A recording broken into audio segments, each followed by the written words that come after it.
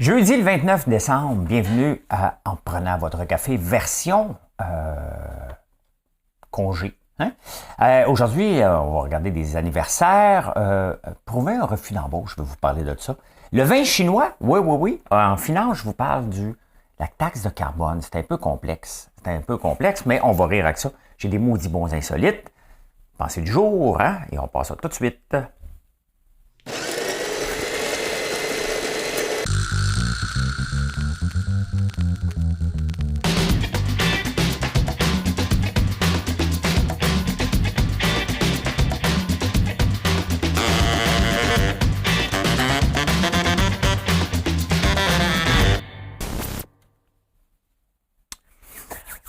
Et il n'y a pas grand-chose dans les fêtes aujourd'hui. Je ne sais pas si vous connaissez quelqu'un de célèbre, j'en ai pas trouvé.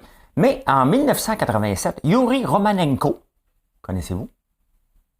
Il revenait sur la Terre après 326 jours, 11 heures et 36. Le 8 puis le 6, moi, mes yeux le voient, 38 minutes. Il manque juste les secondes. Tabarnouche, hein? Quand même, 326 jours. Revenu à temps pour célébrer. Peut-être qu'il voulait voir le bye-bye. Hein? Oui, l'anniversaire, quand même intéressant. Là. Ça, c'est Charles Goodyear. Qui est Charles Goodyear? Vous en doutez un petit peu, hein? Oh, il y a un chien qui vient de passer.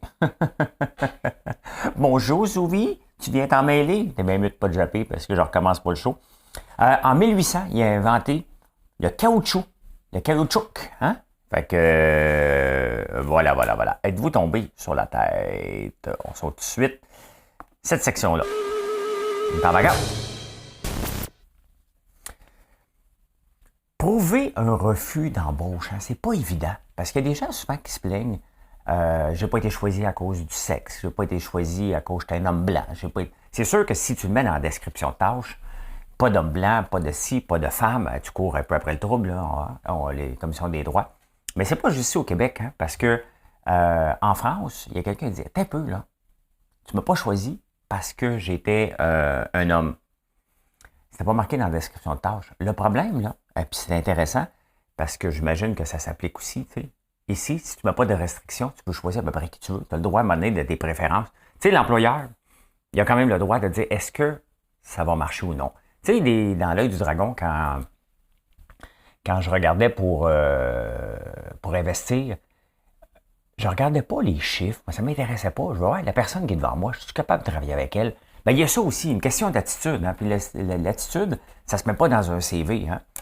Et ça a été prouvé en France, d'ailleurs, en 2022, que tu peux pas mettre quelqu'un dehors à cause de sa mauvaise attitude. Donc, tu es même mieux de pas l'embaucher. Merci.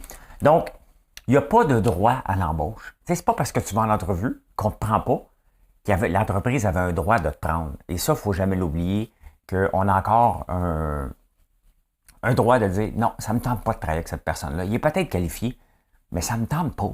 Point final. Hein? Oligopole en alimentation. Je vous montre de quoi.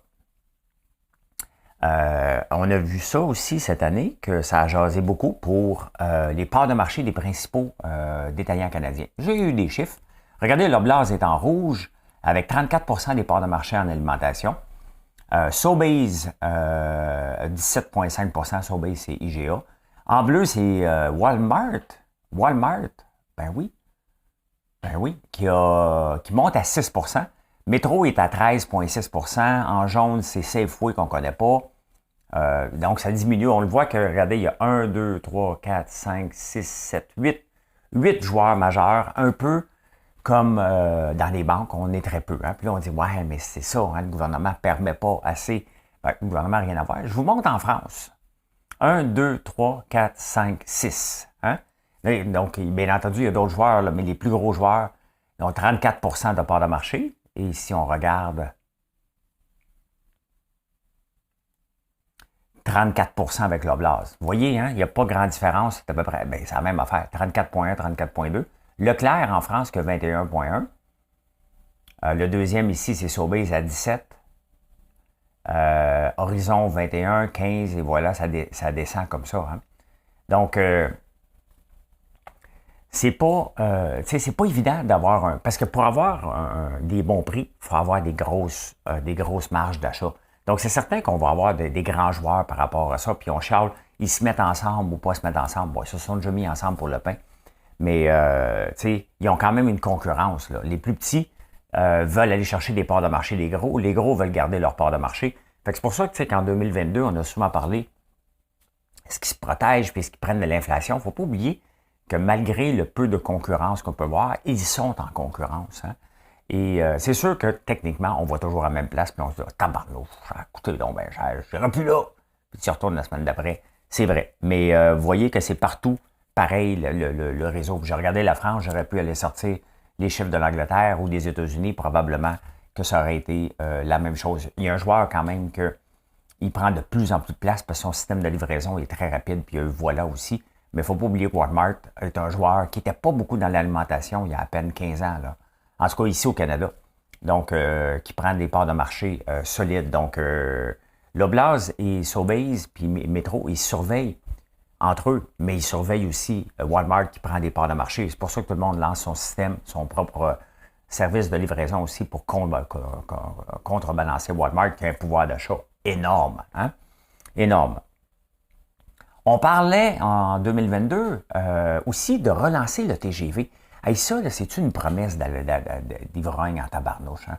On entend toujours parler le fameux train Montréal-Toronto parce que les rails de train ici au Canada, il faut vous comprendre quelque chose, on passe le passager passe en deuxième. C'est la marchandise en premier.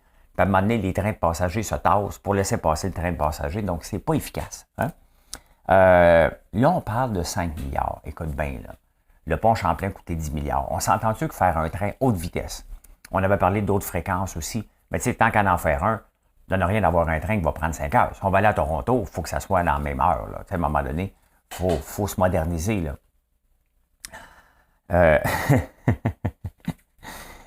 5 milliards. On s'entend-tu sur un chiffre? Ça, c'est quand on veut faire accepter quelque chose, on dit que ça coûte juste 5 milliards. Là, ça va coûter combien, vous pensez, faire un train de haute vitesse, tout changer les rails au complet? Hein? L'électricité qui va venir avec tout ça, toute la patente, on met-tu un 100 milliards sur la table? On y va-tu pour 200 peut-être? Hein? Tout faire ça, c'est impossible que ça va coûter 5 milliards. C'est impossible. Probablement juste l'étude va coûter 5 milliards. Mais il doit-tu en avoir des études sur le train de grande vitesse? Hein? Ça n'a pas de bon sens, on en parle tout le temps depuis tout le temps. Je pense qu'on ne le verra jamais. C'est sincèrement, là, je pense que c'est comme le prolongement de l'autoroute 13, on ne le verra jamais, jamais, jamais au complet, cette chose-là. Donc, mais quand même, on parle d'un horizon que c'est possible selon le ministre des Transports canadien, en 2028-2033. Hey, je vous montre quelque chose que je suis tombé sur un article super intéressant. Super intéressant sur le vin chinois. Hein? Ben, encore là, on ne les voit pas venir, mais j'aimerais ça y goûter. J'ai vu ce vin-là et je vais aller en acheter. Il y en a 6 disponibles en ligne. Je ne sais pas dans quelle succursale il y en a. À Buckingham, Carrefour du Nord, Blainville, Sainte-Thérèse, l'Île-Perrot, Baie-d'Urfé. Voyons, tabarnouche. Il m'a dit qu'il y en a dans 6. C'est une près de chez nous? Mettons Montréal, là. Mettre mon ancienne adresse. Je vais mettre le code postal à mon ex. H1Y 3J6.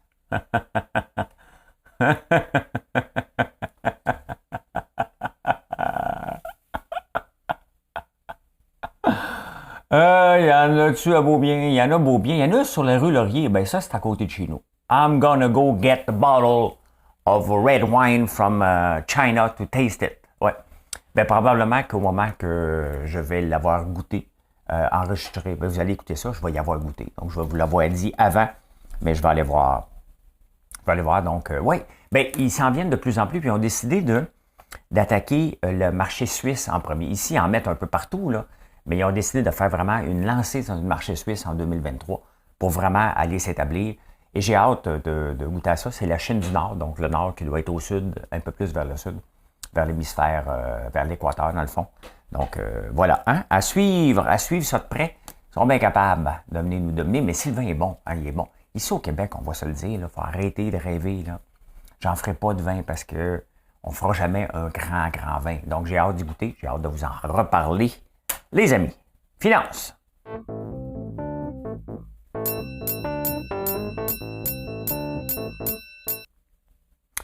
En finance, hey, une chose qui est arrivée cette année, et les politiciens n'aiment pas ça, la politique n'aime pas ça. La seule personne qui aime ça, c'est les actionnaires, c'est le buyback des actions à la bourse. Hein? Donc, quand une compagnie son titre est plus bas que ce qu'elle pense qu'il vaut, puis elle a de l'argent, donc ils rachètent des actions de la compagnie pour créer une rareté dans le fond. Hein? Donc, ils rachètent des actions, puis ils les éliminent, tout simplement. Donc, il y a moins d'actions en circulation. Donc, techniquement, l'action que tu as vaut plus cher. Mais on s'entend que pour une compagnie qui fait ça, il fait plaisir à ses actionnaires actuels. Mon point de vue, création de richesse, c'est zéro, là. Hein? Et les politiciens n'aiment pas ça. Ceux qui veulent, ben, tu sais, parce que, imaginez-moi un politicien, lui, il veut que j'achète. Parce que quand tu achètes quelque chose, tu fais rouler l'économie.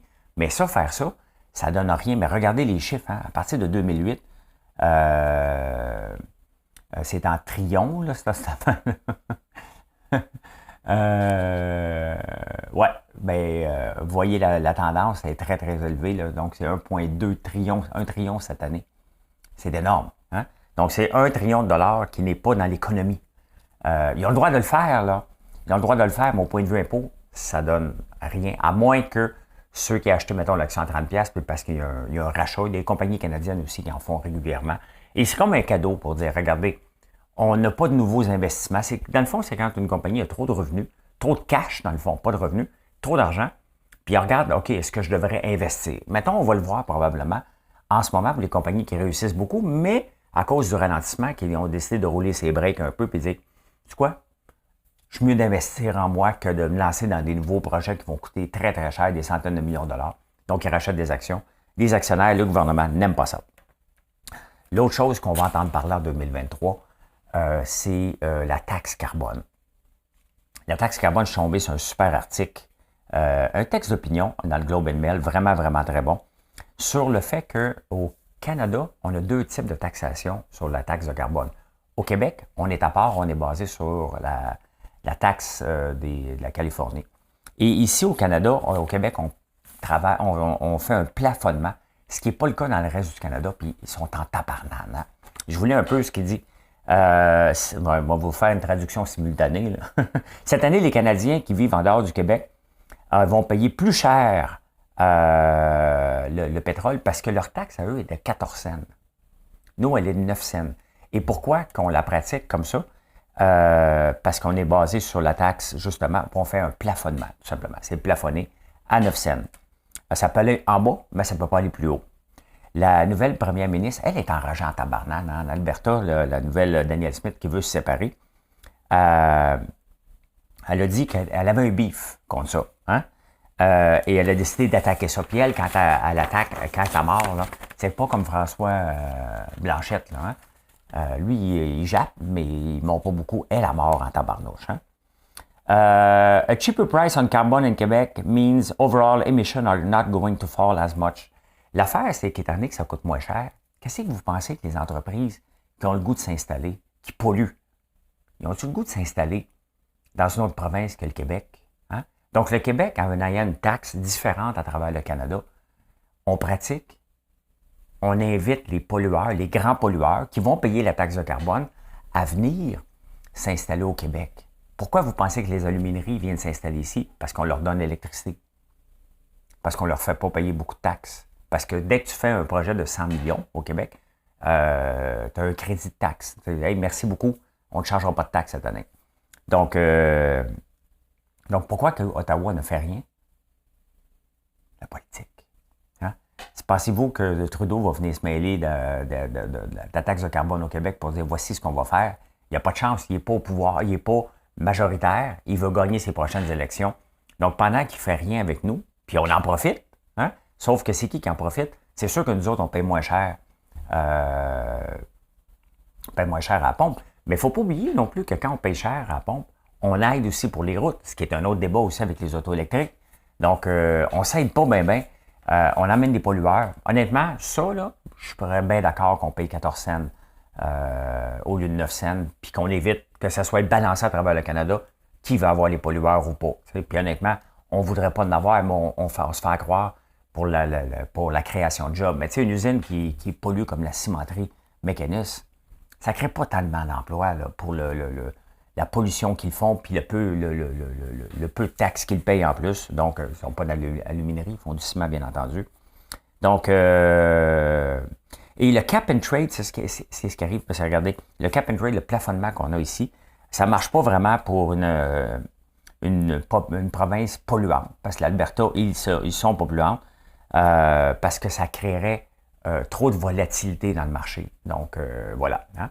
Donc, on a un système ici pour attirer des pollueurs, mais en même temps, on n'est pas marié sur le reste du Canada et on va en entendre parler. Pour le moment, en 2022, on n'a pas vraiment entendu parler, mais là, elle, l'enragée là-bas, là, et peut-être que c'est ça qu'on a besoin aussi pour... Tu sais, c'est correct d'être un mouton noir, d'être à part, mais à un moment donné, on vit dans une famille, puis à un moment donné, il faut laisser la place aux autres. Hein? Fait que, à suivre, les insolites.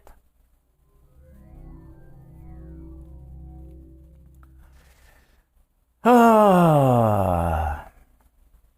Pour vivre à deux, là, le secret de la réussite, là, une étude vient de prouver ça.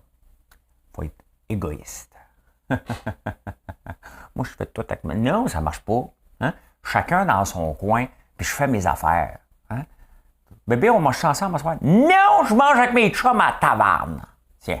Hein? Voilà. Fait que, ouais, pour vivre à deux, il faut être égoïste. Hey, la Belle au bois dormant a été violée dans la version originale. Hey, les affaires pour enfants dernièrement, là, quand on essaye de le mettre au monde, là, ça n'a pas de bon sens, là. Mais dans le monde woke d'aujourd'hui, là, il n'y a plus rien qui passe, tu sais. Mais là, ils l'ont enlevé à un moment donné pour dire que non, ça n'a pas de bon sens, là. Ça n'a pas de bon sens. Enfin, mais là, la madame a été violée. Mais oui, mais moi, je pensais qu'elle voulait se marier. C'est ça l'histoire de la Belle au bois dormant? C'est sûr qu'il y a un prince charmant qui apparaît quelque part, là. Mais, ouais, il fallait que fucker, hein. Ceux qui écrivaient dans le temps, c'était pas... hein? Il ne fallait pas aller creuser trop leur passé, d'après moi, hein. Dans la romantique, hey, ça vient de Rome, ça? Dans la Rome antique, dans la Rome antique, le sang des gladiateurs était vendu aux spectateurs à la fin. C'est comme si ça va voir mais ils meurent, eux autres, à la fin, le gladiateur, là. C'est comme si tu vas voir un match de lutte, là, tu ramasses le sang, tu dis, qui veut le sang? OK, j'ai du sang de... Comment il s'appelle? Rambo de Savage gagné! J'ai besoin de 10 piastres. Qui me donne 10 piastres? J'ai besoin de 10 piastres. Qui me donne 10 piastres? OK, $1 better than $2 better than $3. $3 better than $4. Vendu le numéro 91, number 91. Est-ce qu'ils font avec ça du boudin, tabarnane? Hey, hein? On est évolué quand même, mais on est tous de la même branche Homo sapiens, hein? Fait, faut pas l'oublier. Les personnes bilingues ont tendance à changer de personnalité, selon une étude, en changeant de langue. Essayez ça. Bonjour, mon nom est François Lambert. Hello, my name is Frank Lambert. C'est vrai, hein? Je suis passé d'une voix nasale à un redneck, tu sais. My name is Frank Lambert. How are you doing today? C'est vrai, hein? Comment ça va aujourd'hui? Oui. Hein? Mais ça a l'air que parler une couple de langues aide pour aide pour l'Alzheimer. Ben oui. Pour contrôler l'Alzheimer. Durant une vie, on va pleurer une baignoire. Ben, pas les hommes, parce que les hommes, ça pleure pas. On est tough.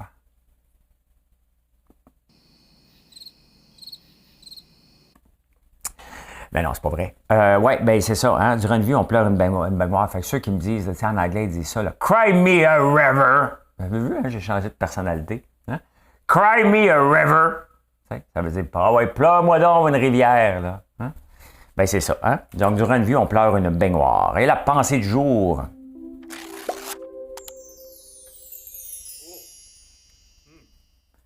Des fois, je le sais que vous ne me trouvez pas normal. Puis vous regardez des entrepreneurs. Vous dites, my God, il n'a pas l'air normal. Ben, c'est ça. Hein? C'est ça. La normalité, c'est là que l'innovation meurt. Hein? On ne peut pas être normal puis innover. Être normal, c'est rester dans la même boîte. Fait que pensez à ça. Et je peux dire, mesdames et messieurs, qu'est-ce que je dis? Qu'est-ce que je dis à ce moment-là du show? Mission accomplished. Merci pour d'être là, toujours aussi présent. Merci de vous abonner. Hein? Merci d'aller faire un tour sur françoislambert.one. Et je vous souhaite une excellente journée, peu importe où ce que vous êtes. Ça termine bien un show, ça, hein? Allez.